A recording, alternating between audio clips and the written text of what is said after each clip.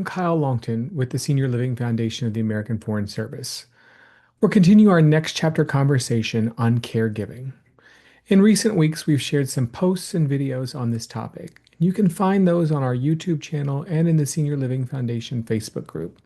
I encourage you to explore those videos and hope that you'll join the conversation with us.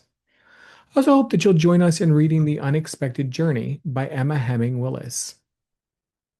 While her book is specifically focused on caring for someone with dementia, much of her experience and the recommendations can be applied to any caregiving journey. And today, I want us to follow our compass on this journey and explore a new element of caregiving that we haven't really discussed in detail before, and that is what caregiving tasks have felt most overwhelming. We may have touched on this in some of the conversations on Facebook and alluded to it in previous videos, but caregiving is not for the faint of heart. It can require a lot of someone, it can require all of someone at various times.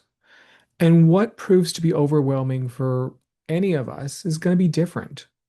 No two people are the same, no two caregiving situations are the same, and the needs that a loved one expresses are going to be different for each of us.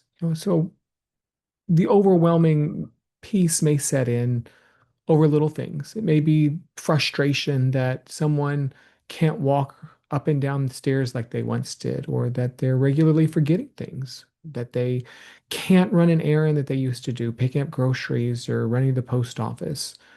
Those daily tasks that you never thought about before and your loved one never thought about before now suddenly require support. All that now falls to the caregiver in whole or in part. For others, it could be the increased in what I'll call the administrative burden. So over time, or maybe even suddenly, a loved one can't manage their bills or finances on their own. Medication management becomes a team responsibility multiple times a day.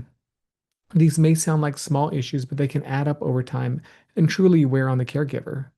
And simply coordinating that care, even if you feel like you're only doing it part-time, or at least that's what the clock says, it can feel like a full-time responsibility.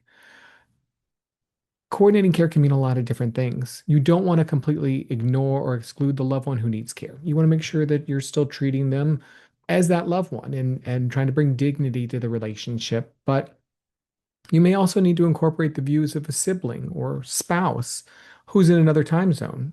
Our social worker for SLF once coordinated a call for 7 siblings who were, I believe, spread across 3 different continents and 10 different time zones because everybody was focused on mom's care and wanted to make sure they were doing what was right. There's also the factors of multiple doctors, appointments, prescriptions, and more, all that need attention. Some of us may find ourselves overwhelmed by multiple care needs. I'm talking about what is commonly referred to as the sandwich generation. We may be caring for a parent or an aging loved one, while also raising young children. This is the reality that is discussed throughout this book, and in particularly in chapter 7. The author was caring for her husband, Bruce, and their 2 young daughters all at the same time. And it can immediately become overwhelming. It can become overwhelming multiple times during the day. There are so many factors that come into this. It could be any one of these, or it could simply be the accumulation of a lot of different things. So I hope that you'll feel comfortable in this forum sharing your experience. Join the conversation. Talk about what may have been overwhelming for you at one time or over months or years in your journey as a caregiver. How did you manage the experience? Your experience, your success in managing that could be the compass for someone else. So let's keep the conversation going.